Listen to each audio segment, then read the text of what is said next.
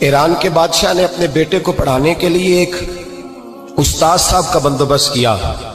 استاد صاحب کو کہا کہ میرے بچے کو دین پڑھائیے، میں چاہتا ہوں کل اس نے عنان حکومت کو سنبھالنا ہے تو یہ دین سے آگاہ ہو جائے، اس کو کچھ سکھائیے، پڑھائیے۔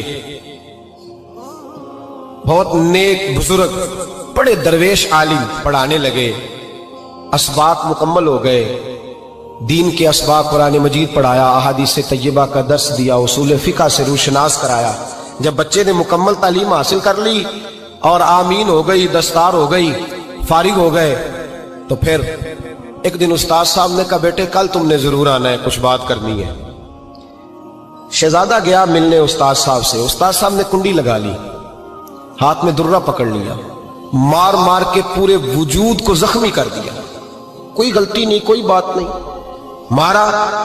اب بچہ آیا آ کے بادشاہ سلامت سے کہا کہ ابا جی سمجھ نہیں آئی، بڑا مارا ہے استاد۔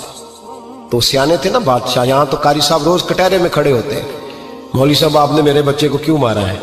آپ 8,000 کے مولوی ہیں، میرا کئی کروڑ کا بچہ ہے، سویرے بدل لیں گے، خبردار آپ نے بچے کو ہاتھ لگایا، اپنی حیثیت میں رہے معاذ۔ جو قومیں استادوں کو کٹہروں میں کھڑا کرتی ہیں وہ ترقی نہیں کر پاتی، جو استادوں کو کٹہروں میں روز کھڑا کرتے ہیں۔ کہا ابا جی بڑا مارا ہے، تو والد بڑے سمجھدار تھے، کہنے لگے بیٹا استاد باپ ہوتا ہے، وہ زیادتی نہیں کرتا، کوئی بات ہوگی، میں تیرے استاد کو کٹہرے میں نہیں بلاؤں گا۔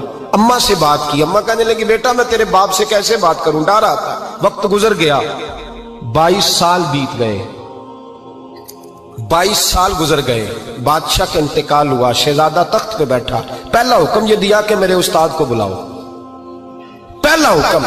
استاد جی بوڑھے ہو گئے تھے، چھڑی کے اوپر ٹیک لگا کے آئے اور بھویں سفید ہو کے جھک گئی تھیں، یوں آنکھ کھول کے بڑی مشکل سے دیکھا، کہنے لگے شہزادے حکم ہو۔ کب میں شہزادہ نہیں، اب میں بادشاہ بن گیا ہوں۔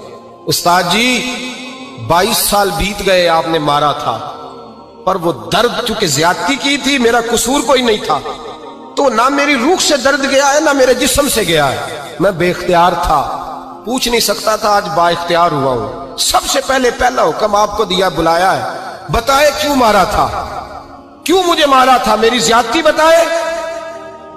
تو استاد، بوڑھے استاد کی آنکھیں آنسوؤں سے بھر گئیں، کہنے لگے بیٹے بس آج کے دن کے لیے مارا تھا، یہ جو دن آ گیا نا میری زندگی میں اس لیے مارا تھا، یہ میں چاہتا تھا میری زندگی میں وقت ہے، آج کے بس میری مراد پوری ہو گئی۔ کہا صاحب کس لیے، مجھے بھی سمجھائے۔ آپ فرمانے لگے کتنی دیر ہو گئی تجھے مار کھائے ہوئے، کتنا زمانہ بیت گیا؟ کہنے لگا 22 سال۔ فرمایا زخم بھولے تو نہیں، درد ختم تو نہیں ہوئی، تمہیں بات ایک منٹ کے لیے بھی تمہارے حافظے سے محو تو نہیں ہوئی؟ کہا استاد جی روز رات کو یاد آتی، روز خیال آتا تھا۔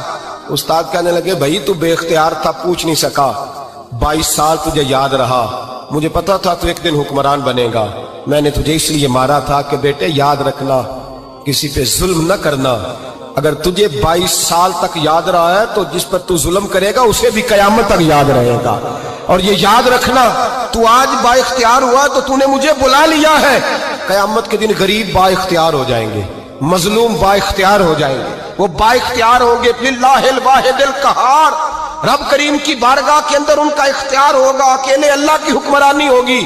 پھر وہ بلائیں گے بڑے بڑے کج کلا، دنیا میں جن کی پگڑیاں اونچی تھیں وہ سر جھکائے کھڑے ہوں گے، دنیا میں جو ڈکٹیٹر بنتے تھے ان کی پشتیں لال ہوں گی، ان کو غدار لکھا جائے گا، قیامت تک نہیں بھولے گا۔